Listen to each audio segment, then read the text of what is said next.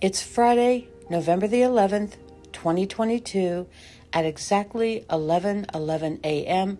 here in the Pacific Northwest of the United States.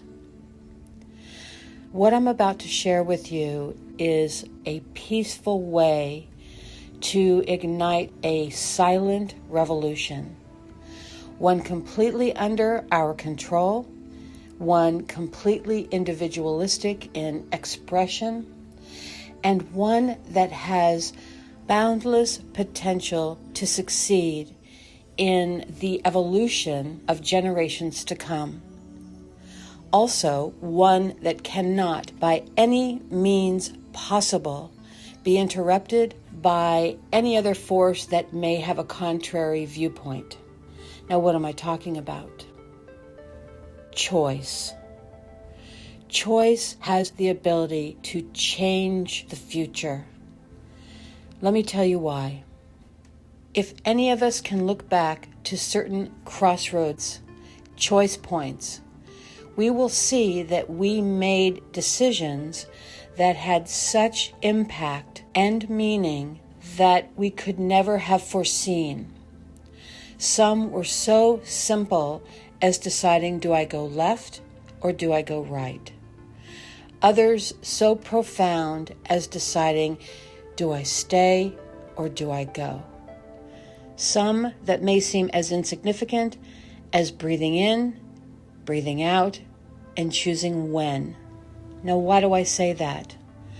Well, let me give you one personal example, and from that, I ask that anyone who is looking to evolve into a humanity that has all of the qualities that we seek, one's free of war, free of conflict, not contrast, because in my opinion, contrast is required to continue the evolutionary process. But that doesn't mean we have to follow the construct, the rules, the guidelines, the enforcements that currently, and yes, I'll use the word plague, our societies, our world. We have nothing to do with the game that's played here on Earth. We didn't write the playbook. We didn't even see it. We just learned it as if it was truth, taught through schools, workplace, and social environments, until it became so indoctrinated and ingrained in us with what gave us the illusion of difference, such as different religions using similar yet slightly different perspectives, to governments that rule in different ways but still expect compliance.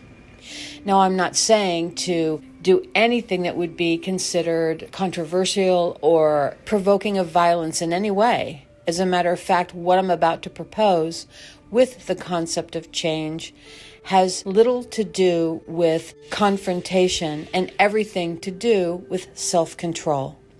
So my example, on 11/11/1987, exactly 35 years ago today, in the evening, somewhere around 9 p.m., I'd wrapped up my workday at a job that I'd had for about 6 months in New York City.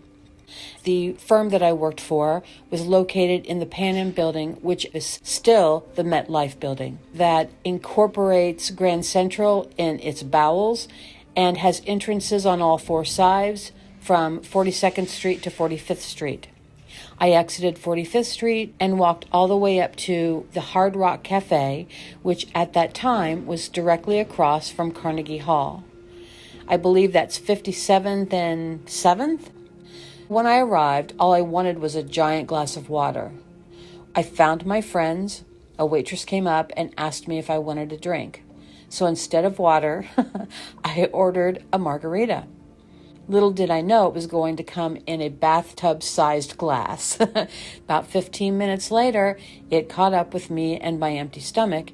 So at that point, since I had, quote, made my appearance, end quote, I said my goodbyes and headed towards the front door. The minute I stepped out onto the sidewalk, my first thought was, literally, do I go right or do I go left?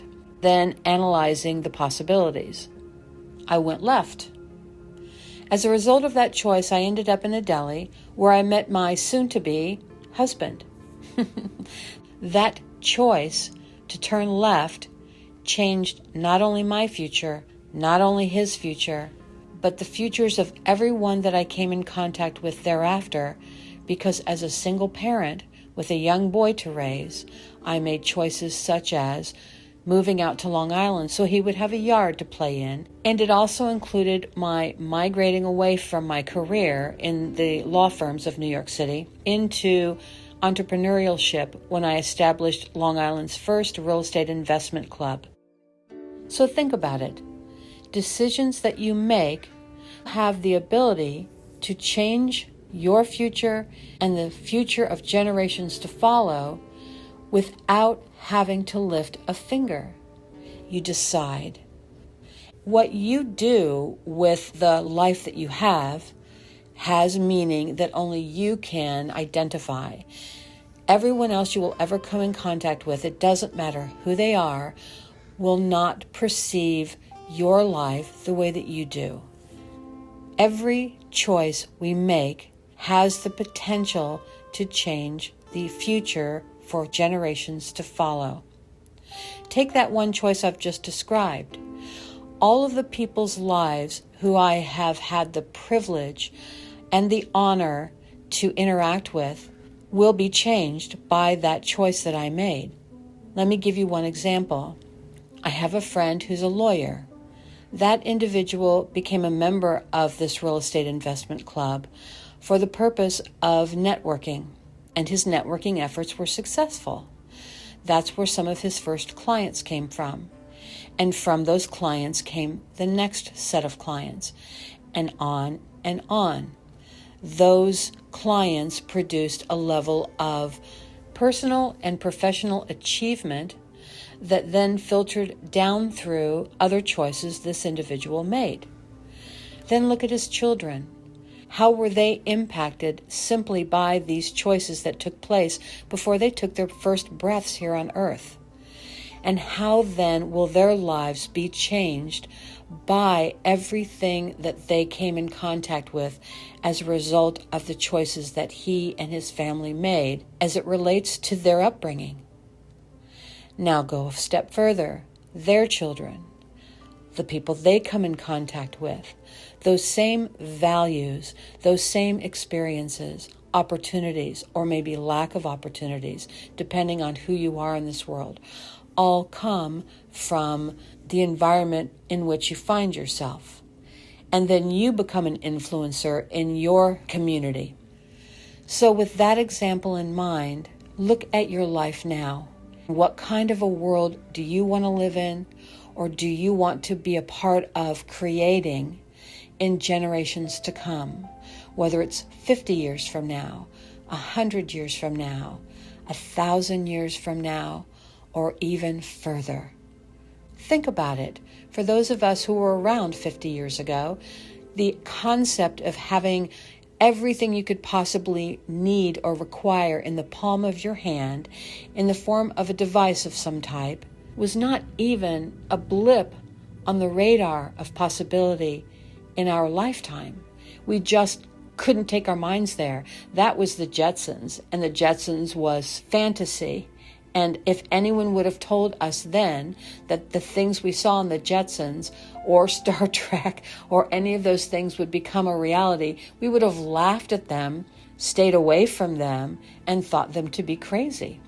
Yet here we are, right now in this very moment, me holding one of those devices to record this message that I will then be putting on a platform where others can access it from their devices. That is the majesty, the beauty, the divinity of such choice. So you want change in the world. You don't have to come into conflict with a police officer who asks you for your driver's license and you want to be defiant and say no.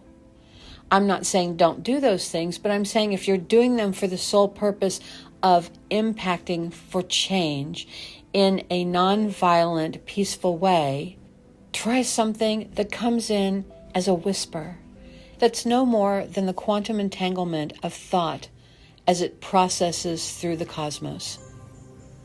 Choose. And every day when you choose do it with the perspective that you're seeking a certain end result. In my case, my quest is simple.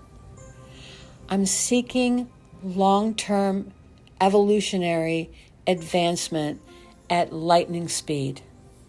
Because I know that there will be a point where we surpass this mundane, control-driven, rule-based, limited thought environment that we find ourselves in that had its purpose or its intentions long ago, we have far outgrown. You have complete control. You don't have to struggle to create the change you wish to see in the world.